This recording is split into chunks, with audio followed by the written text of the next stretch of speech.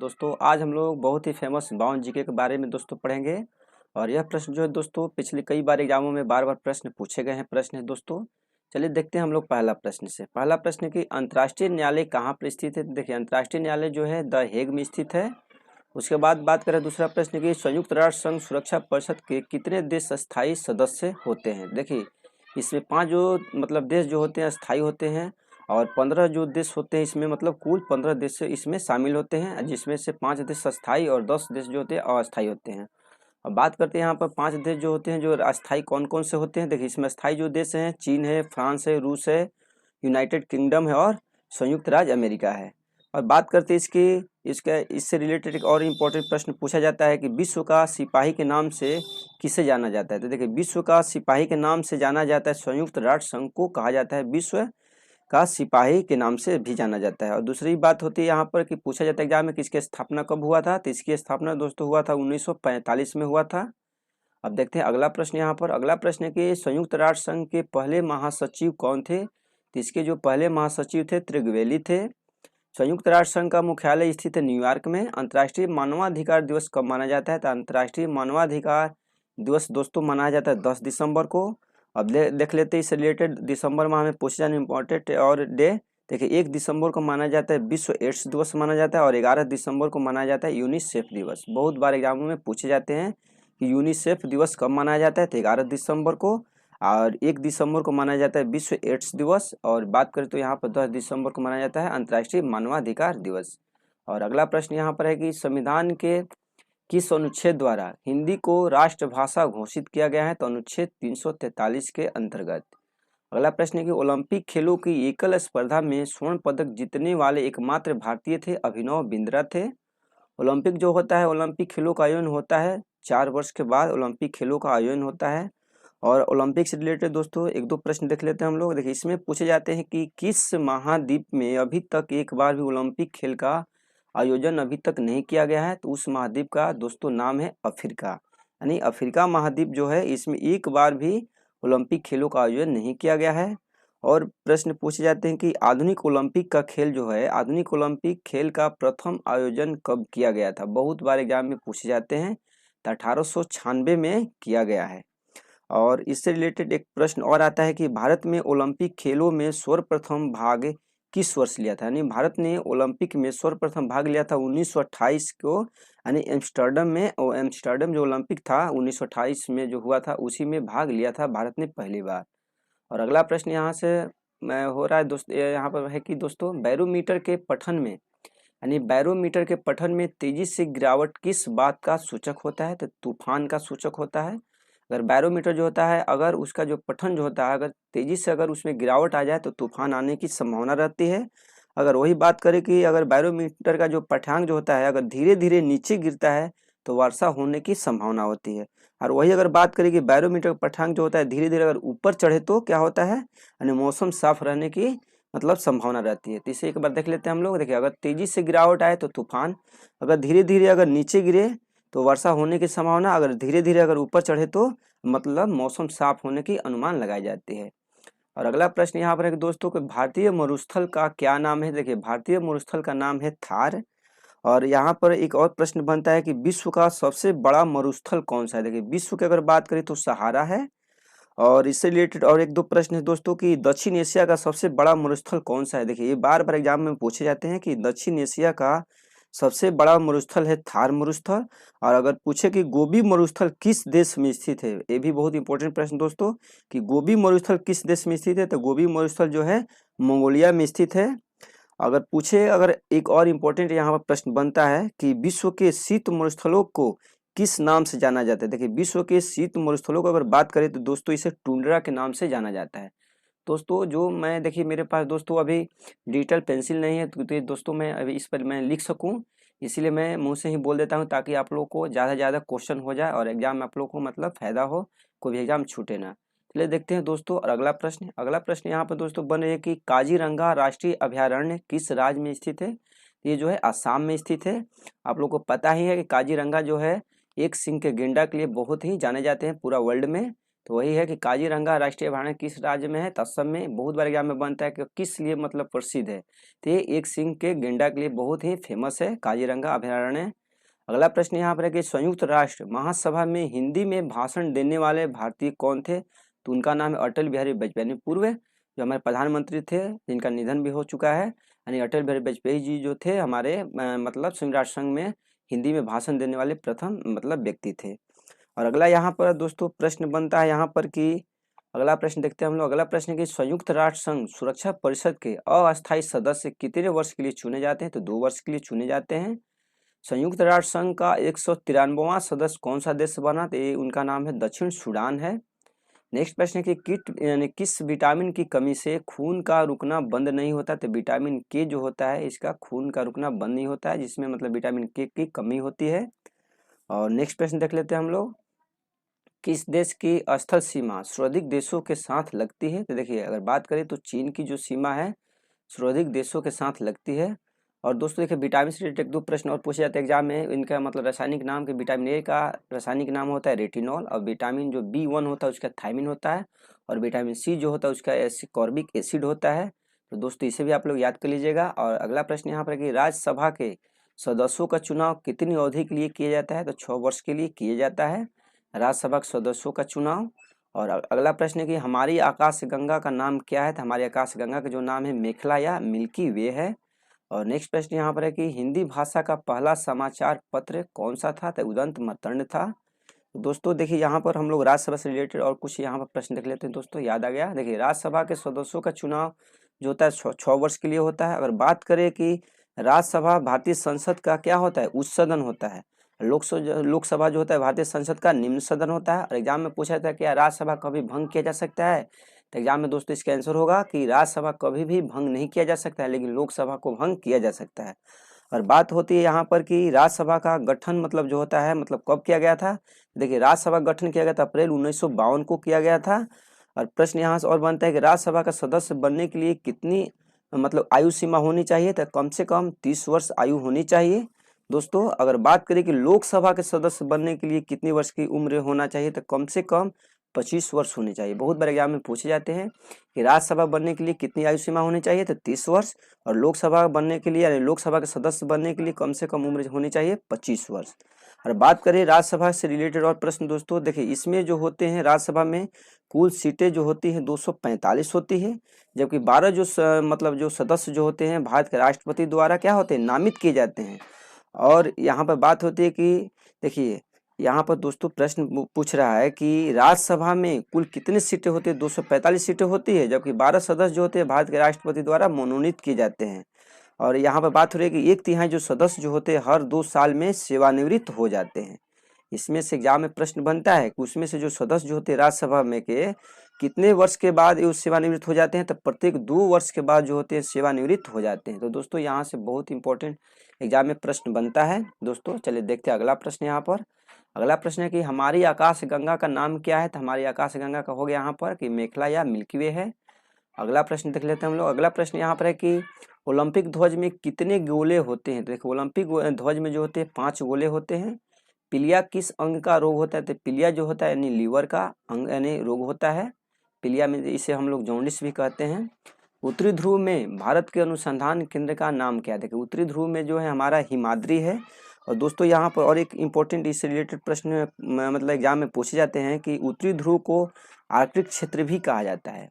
उत्तरी ध्रुव जो है इसे आर्कटिक क्षेत्र भी कहा जाता है। और एग्जाम में इससे 2 प्रश्न और बनता है कि उत्तरी ध्रुव पर पहुंचने वाला प्रथम व्यक्ति कौन था, तो देखिए यहाँ पर बात करें तो उनका नाम था, अमेरिकी नागरिक था, उनका नाम था रॉबर्ट पियरे। बहुत बार एग्जाम में पूछे जाते हैं कि उत्तरी ध्रुव पर पहुंचने वाला प्रथम व्यक्ति था रॉबर्ट पियरे। और एग्जाम में पूछा जाता है कि दक्षिणी ध्रुव पर पहुंचने वाला पहला व्यक्ति कौन था, तो उनका नाम था एमंडसेन। इसे भी आप लोग दोस्तों याद कर लीजिएगा। और अगला प्रश्न यहाँ पर है कि भिलाई इस्पात संयंत्र का निर्माण किस देश के सहयोग से हुआ था, तो रूस के सहयोग से हुआ था।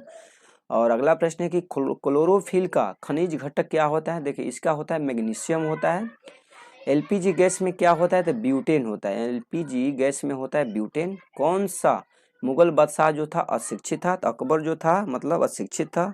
अब देख लेते हैं दोस्तों अकबर से रिलेटेड बहुत इंपॉर्टेंट प्रश्न, बहुत बार एग्जाम में इनके प्रश्न जो है मतलब रिपीटेड किए जाते हैं। देखिए दीन इलाही धर्म को मतलब इसका कहता है, एग्जाम में पूछता है कि दीन इलाही धर्म जो था इसके पुरोहित कौन था, तो इसका पुरोहित कहे तो अकबर ही था, मतलब दीन इलाही धर्म अकबर ने ही चलाया था।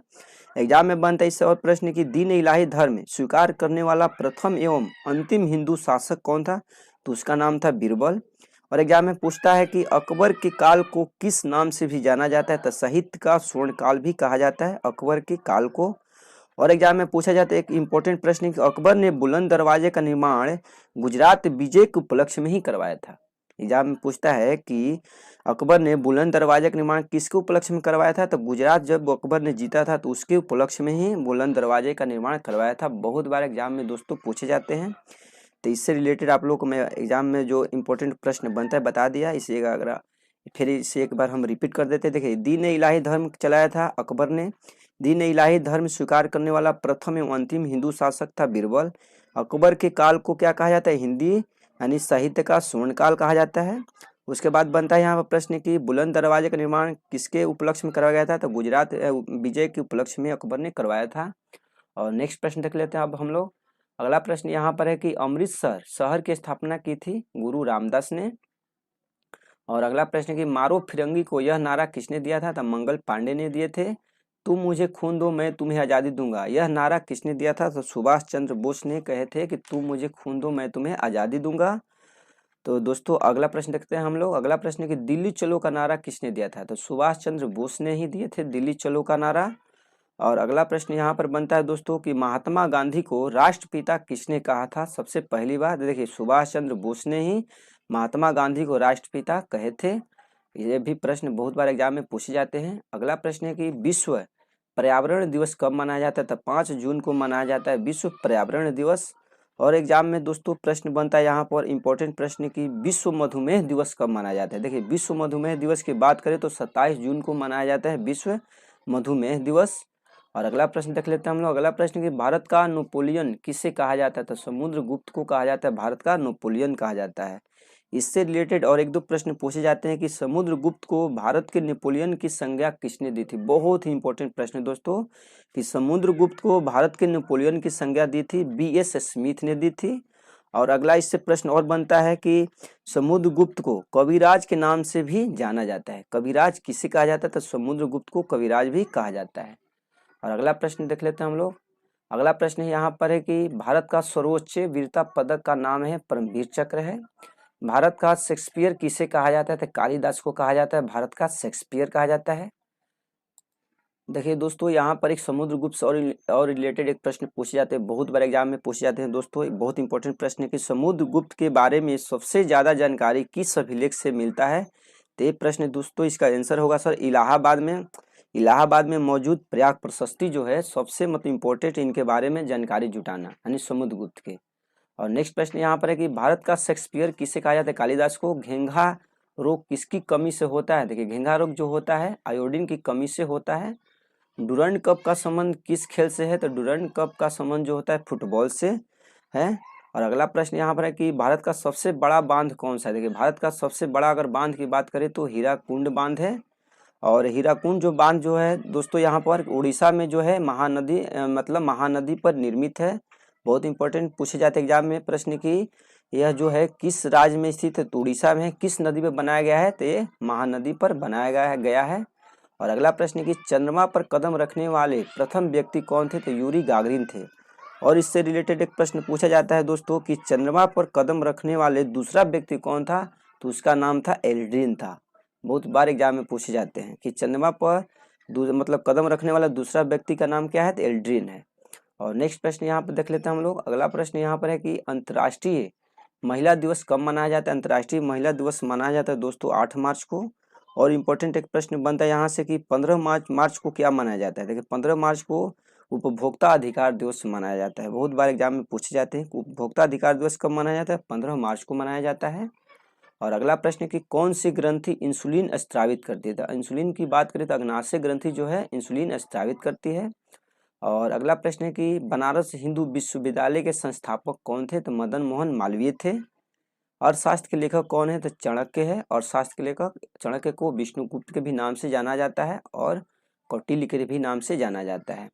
विवेकानंद स्मारक कहाँ पर स्थित है? कन्याकुमारी में है विवेकानंद स्मारक। और अगला प्रश्न देख लेते हैं हम लोग। अगला प्रश्न यहाँ पर है कि दक्षस का मुख्यालय कहाँ पर स्थित है? तो दक्षस का मुख्यालय जो है यानी काठमांडू में स्थित है। और नेक्स्ट प्रश्न है कि भारत का कोकिला किसे कहा जाता है? तो भारत का कोकिला कहा जाता है सरोजिनी नायडू को कहा जाता है।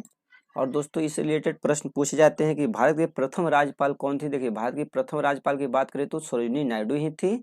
और जो थी किस राज्य की मतलब थी? तो ये पहली बार बनाई गई थी यूपी यानी उत्तर प्रदेश राज्य की राज्यपाल थी। और इससे रिलेटेड एक और इम्पोर्टेंट प्रश्न है दोस्तों कि उनका पहला कविता संग्रह क्या था? बहुत बार एग्जाम में पूछे जाते हैं। तो उसका उनका पहला मतलब कविता संग्रह जो था उनका नाम था गोल्डन थ्रेशोल्ड था, यानी गोल्डन थ्रेशोल्ड था। बहुत इंपॉर्टेंट प्रश्न है दोस्तों। अगला प्रश्न है कि चीन की मुद्रा कौन सी है? तो चीन की मुद्रा है युआन। और बात करें दोस्तों कि यहाँ पे इटली की मुद्रा क्या है? इटली की मुद्रा होता है यूरो। और इजराइल की मुद्रा की बात करें तो शेकेल। बहुत इंपॉर्टेंट प्रश्न है क्योंकि आप लोग को पता है कि 2018 में जो ग्रुप डी का एग्जाम हुआ था उसमें मतलब भिन्न भिन्न देशों के मुद्राएं के बारे में बार बार मतलब हर शिफ्ट में प्रश्न पूछे जाते थे। तो इसे देख लेते हैं हम लोग एक दो प्रश्न और की। जापान की मुद्रा की अगर बात करें तो जापान की मुद्रा का नाम है येन है। और इजराइल की मुद्रा का नाम है शेकेल। इटली की मुद्रा का नाम है यूरो। और यहाँ बात हो रही है कि चीन की मुद्रा कौन सा है? तो युआन है। अगला प्रश्न की रेड क्रॉस के संस्थापक कौन थे? तो रेड क्रॉस के संस्थापक थे हेनरी डुरांट थे। दक्षस के कितने देश जो होते हैं सदस्य है? तो 8 देश जो है दक्षस के सदस्य है। बात करें कि राष्ट्रीय विज्ञान दिवस कब मनाया जाता है? तो राष्ट्रीय विज्ञान दिवस मनाया जाता है 28 फरवरी को। बात करें इंपॉर्टेंट प्रश्न दोस्तों कि केंद्रीय उत्पाद शुल्क दिवस कब मनाया जाता है? तो केंद्रीय उत्पाद शुल्क की बात करें तो 24 फरवरी को मनाया जाता है केंद्रीय उत्पाद शुल्क दिवस। अगला प्रश्न है कि संसद के दोनों सदनों की संयुक्त बैठक की अध्यक्षता कौन करता है? तो लोकसभा अध्यक्ष करता है। यहाँ पर बात हो रही है कि संसद के दोनों सदनों की संयुक्त बैठक की अध्यक्षता कौन करता है? लोकसभा अध्यक्ष करता है। और अगला प्रश्न यहाँ पर है कि विश्व का सबसे बड़ा महाद्वीप कौन सा है? तो विश्व का सबसे बड़ा महाद्वीप है एशिया महाद्वीप है। और नेक्स्ट प्रश्न दोस्तों देखते हैं हम लोग। अगला प्रश्न यहाँ पर है कि कोई विधेयक धन विधेयक है या नहीं, इसका निर्णय कौन करता है? तो इसका निर्णय करता है लोकसभा यानी अध्यक्ष करता है कि कोई विधेयक धन विधेयक है या नहीं। दोस्तों यहाँ पर और एक प्रश्न बनता है कि दोस्तों की धन विधेयक का वर्णन किस अनुच्छेद में किया जाता है? बहुत इंपॉर्टेंट प्रश्न है दोस्तों। तो धन विधेयक का वर्णन किया गया 110 अनुच्छेद में यानी अनुच्छेद 110 में किया गया है।